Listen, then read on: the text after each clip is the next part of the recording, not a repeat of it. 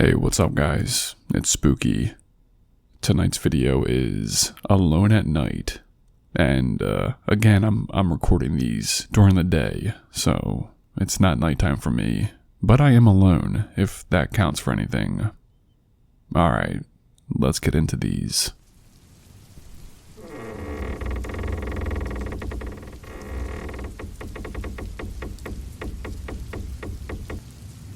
I work from home as a freelance graphic designer. Most of my jobs are on tight deadlines, so I end up keeping late hours, drinking way too much coffee, and staring at my screen until 2 or 3 in the morning. Living alone makes it easier to keep that schedule without bothering anyone. It also makes the house unbearably quiet at night, which is probably why I've always had a habit of leaving little notes for myself. Notes such as reminders, ideas for projects, even just to eat something, scribbled down so I don't forget when I'm in the zone. That's why I did not think much of it at first. One night in late March, I'd finished a big project around 1:30 a.m. and decided to crash on the couch. When I woke up a few hours later, there was a sticky note on my desk that I don't remember writing. It was in my handwriting, but it did not look familiar.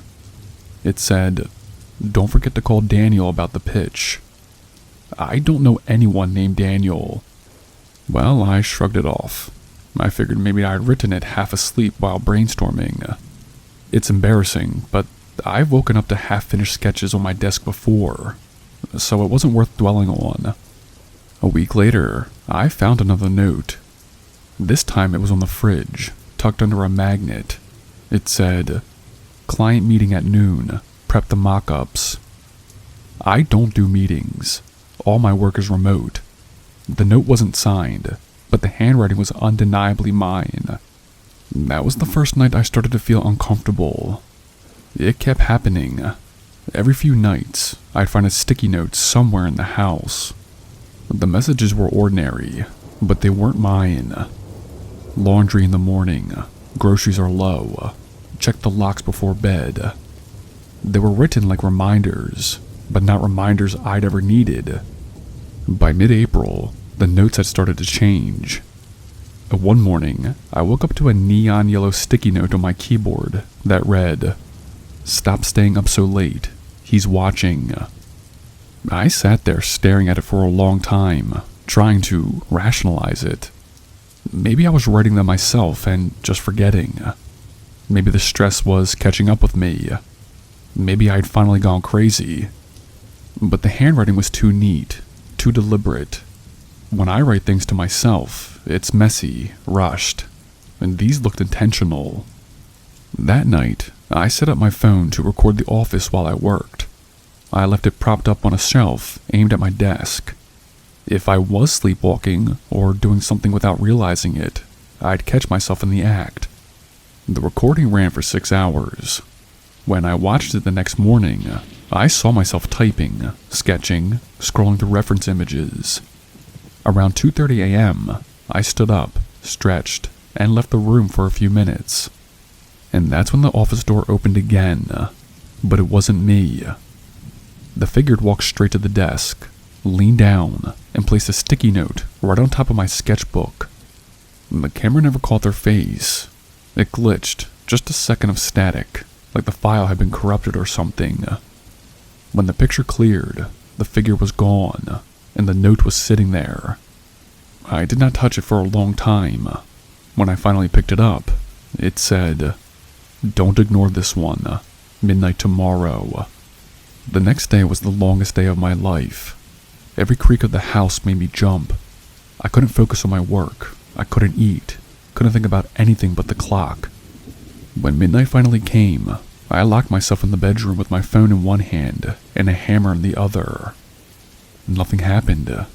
No voices, no notes, no figure on the stairs. I finally fell asleep close to dawn, exhausted.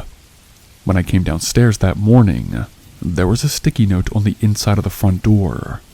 It said, "You wasted it." That was 2 months ago. I don't leave notes for myself anymore. I don't even keep sticky pads in the house. But every few days, I'll find one anyway. On the fridge, on the desk, on the bathroom mirror, always in my handwriting. The last one was 2 nights ago. It said, "You're running out of time." As I write this to you, I have no idea what to do next.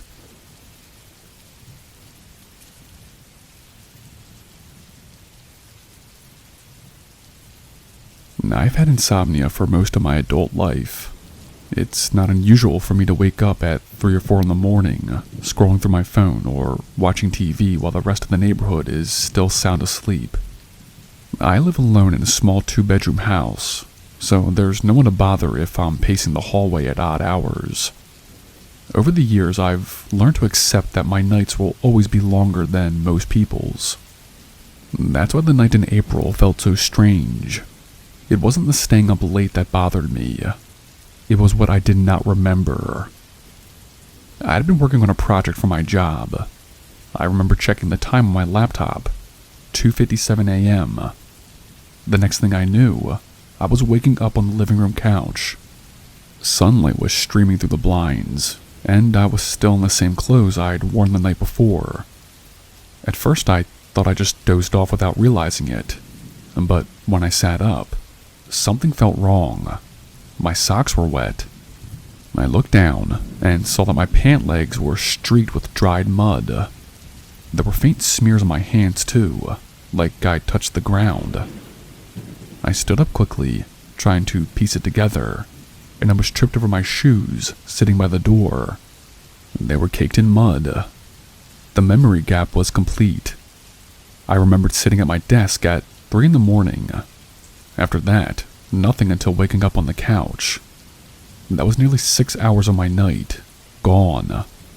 I tried to rationalize it. Maybe I'd gone out for a walk without remembering. Maybe I'd been sleepwalking, though I'd never done that before. I told myself I was being dramatic, and pushed the thought aside. But I couldn't shake the unease that followed me through the rest of the day. That night, I set up my security camera. It's just one of those cheap indoor cameras that links to your phone.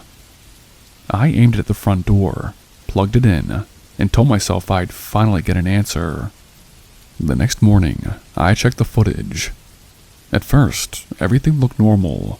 Me at my desk, moving around the living room, scrolling on my phone. Around 3:17 a.m., the feed sort of glitched for a moment. When it came back, I wasn't in the living room anymore. The couch was empty. The house was quiet. I scrubbed through the footage, heart racing, until 3:42 a.m. when the front door opened. I stepped inside. The angle did not catch much more than the doorway, but I saw myself standing there. What made my stomach turn was the way I stood. Not relaxed, not tired, but rigid, upright. I just stood there in the open doorway for a full minute, not moving. Then, I turned my head toward the camera. It was only for a second before the feed cut out again, but I swear the expression did not look like mine. It was my face, but the eyes seemed wrong. Too wide, too alert for someone who supposedly slept-walked outside and back. The camera stayed black until 4:06 a.m. when the feed returned. I was lying on the couch, perfectly still, as if I'd been dropped there. That afternoon, I checked my yard. The rain the day before had turned the ground soft, and sure enough, there were footprints leading from the driveway into the grass. They weren't neat prints either, more like half drags, like someone walking without lifting their feet properly. They stopped halfway across the yard, near the side of the house, and just vanished. For the next few nights, nothing happened. I forced myself to stay awake until dawn, chugging coffee and pacing the living room. I told myself the whole thing was a fluke, a one-time blackout. But deep down, I knew I was just waiting for it to happen again. And it did. 2 weeks later, I woke up on the couch again. My socks were wet, my shoes were near the door, mud smeared on the carpet. The camera had glitched at almost the same time as before, and when the feed returned, I was standing outside again, in the driveway this time. The angle was grainy, but I could make out enough detail. I wasn't moving. I was just standing there, looking up at my own bedroom window. And I was smiling. I honestly haven't checked the camera since. It's still sitting in the corner, unplugged. I can't bring myself to look at another second of that footage. I don't know what I'd do if I saw it again. All I know is that sometimes I wake up with mud on my clothes. Sometimes the couch cushions are damp, like I come in soaked. And the worst part is that every time it rains at night, I find myself terrified to fall asleep. Not because of what I'll dream, but because I don't know where I'll wake up.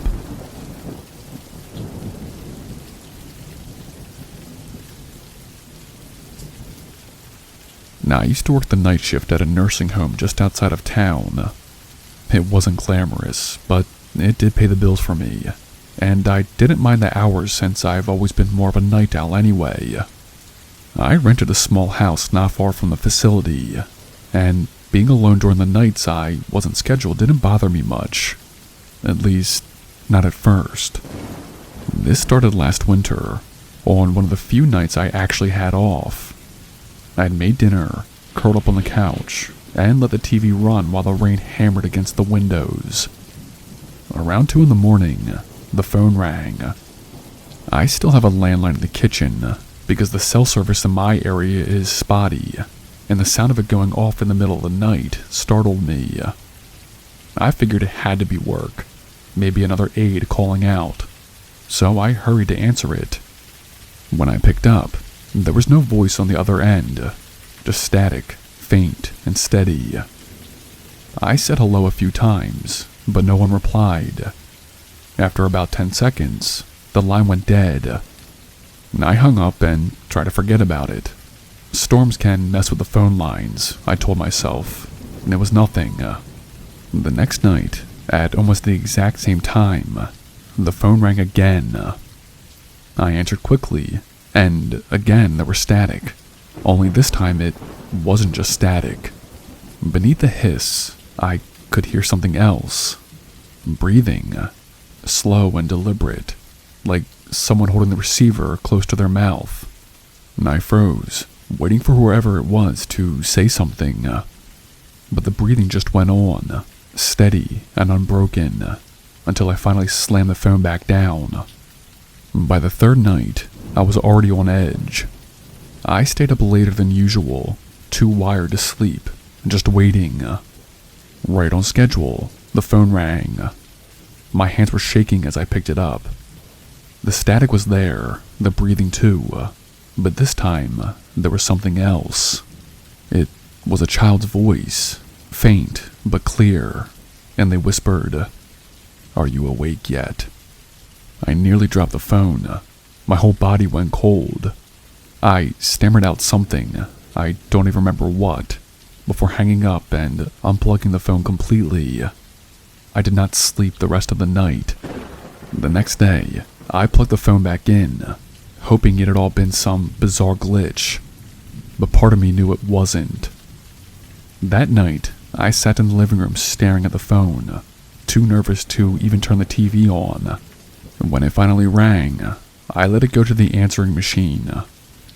The static filled the kitchen as the machine picked up, followed by the sound of breathing.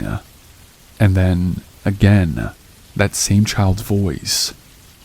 "I know you can hear me." I ripped the cord out of the wall and threw the whole thing into the trash. I did not care if work could not reach me. I'd rather miss a shift than deal with that again. But 2 nights later, the call started coming to my cell phone. Even with barely any service, the screen lit up at 2:35 a.m. with unknown number. Against my better judgment, I answered. The same static hiss filled my ear. Then the voice. "Why did you stop answering?"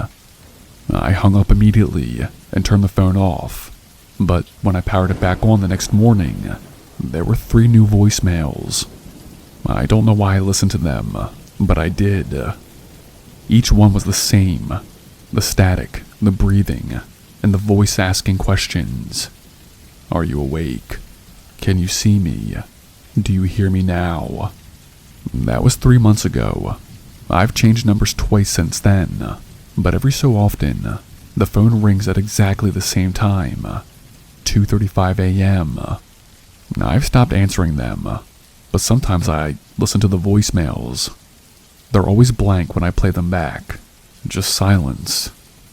Except last week, the newest message had no static, no breathing, just a single sentence, whispered so softly that I almost missed it.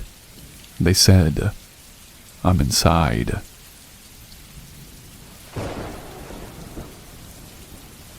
Hey, what's up, spooky fam? Listen, if you made it this far, I'm proud of you, because you know how to listen and survive horror stories. Congratulations.